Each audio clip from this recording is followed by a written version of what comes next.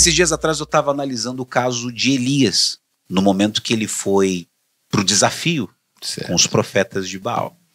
Os profetas de Baal fizeram toda aquela cerimônia deles, por horas, invocando a Baal, etc. e tal. Não tiveram resposta.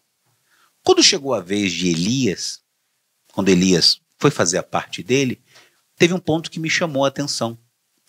Ele precisou reconstruir o altar que estava em ruínas. E aí eu fiquei pensando nisso. Por que Elias precisou reconstruir o altar?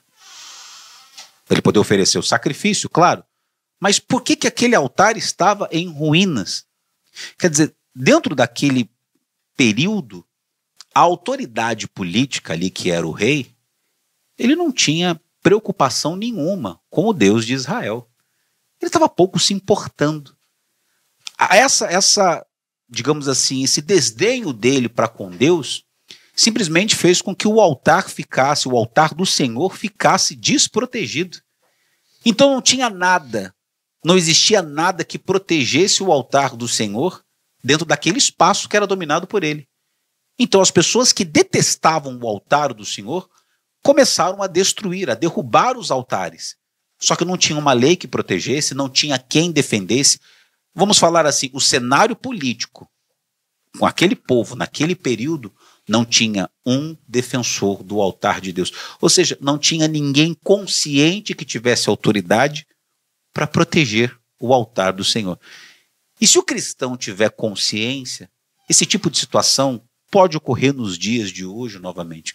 Quando nós falamos do altar de Deus, nós estamos falando dessa obra maravilhosa que é desenvolvida no mundo todo, de levar a palavra de fé ao sofrido, de auxiliar o desesperado. São pessoas querendo se matar.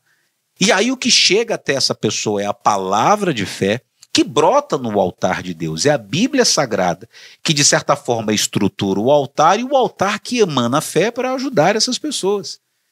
E se, de repente, o altar deixa de ser protegido, a pregação do evangelho deixa de ser protegida, tudo isso que é desenvolvido em prol das pessoas sofridas começará a ser perseguido, não haverá quem defenda, e aí nós veremos esse altar em ruínas, ou seja, nós veremos a pregação do evangelho, esse trabalho que é desempenhado, desenvolvido pelos cristãos de uma forma geral, esse trabalho estará fadado ao fracasso.